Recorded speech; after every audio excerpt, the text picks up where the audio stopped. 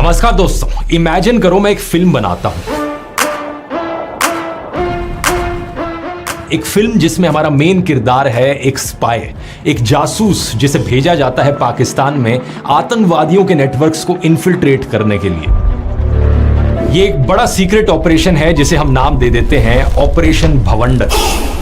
इस फिल्म में आगे आप देखते हो कि कैसे हमारा जासूस बड़ी मेहनत से काम कर रहा है, ढेर सारे इंटेलिजेंस इनपुट्स वो अपने बॉस और रॉ के चीफ को भेजता है। एक दिन ऐसा ही एक इंटेलिजेंस इनपुट 2018 के समय में उसे पता चलता है। वो अपने बॉस को बताता है, सर 2019 के अर्ली में कहीं ना कहीं एक बड़ा धमाका होने वाला है। उसके बॉस उसे बोलते हैं जल्दी से जल्दी ज्यादा से ज्यादा इंफॉर्मेशन निकालने की कोशिश करो, समय नजदीक आ रहा होता है। कहानी में बहुत सारे ट्विस्ट आते हैं और हमारा जासूस ऑलमोस्ट पकड़ा जाता है, लेकिन किसी ना किसी तरीके से वो फाइनली सक्सेसफुल रहता है। एक दिन वो अपने बॉस को फोन करके कहता है, सर पता लग गया, 14 फरवरी 2019 को पुलवामा में एक आर्मी की कॉन्वॉय गुजरेगी, उसे ये आतंकवादी निशाना बना रहे हैं। बॉस जासूस का धन्यवाद करते हैं और तुरंत जाकर प्रधानमंत्री के ऑफिस में ये इंफॉर्मेशन देते हैं। सीधा प्रधानमंत्री से कहते हैं 11 इंटेलिजेंस इनपुट्स आए हैं सर, हमें इस कॉन्वॉय को बाय रोड नहीं भेजना चाहिए, आतंकवादी हमला होने का चांस बहुत ज्यादा हाई है। यहां पर हमें प्रधानमंत्री के चेहरे की एक झलक देखने को मिलती है, सफेद दाढ़ी,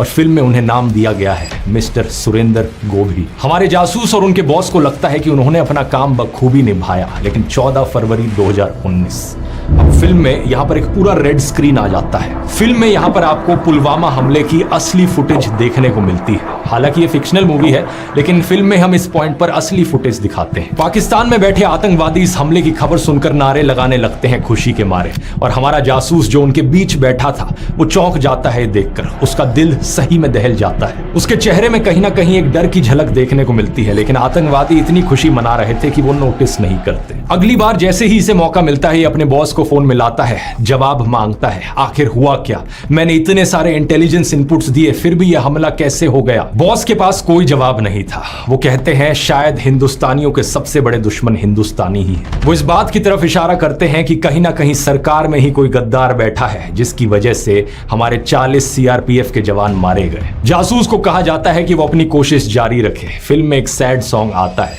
और जब क्लाइमैक्स की तरफ बढ़ती है हमारी ये फिल्म, तो एक बड़ा ही शॉकिंग ट्विस्ट हमें देखने को मिलता है। आतंकवादियों के अड्डे की अलमारियां सर्च करते वक्त हमारे जासूस के हाथ एक ऑडियो रिकॉर्डिंग लगती है, और जब वो इसे सुनता है तो उसे यकीन नहीं होता अपने कानों पर। इस ऑडियो रिकॉर्डिंग में हमारे प्रधानमंत्री गोभी जी की आवाज थी, और दूसरी तरफ बात कर रहे थे आईएसआई के हेड। गोभी जी कहते हैं, कुछ लोग मरेंगे मरने दो, कुछ गाड़ियां जलेंगी जलने दो, लेकिन इलेक्शन से ठीक पहले अगर यह हमला होगा तो मुझे इलेक्शन में इसका बहुत बड़ा फायदा मिलेगा। आईएसआई का हेड दूसरी तरफ से जवाब देता है, ठीक है सर, 14 फरवरी डन समझे।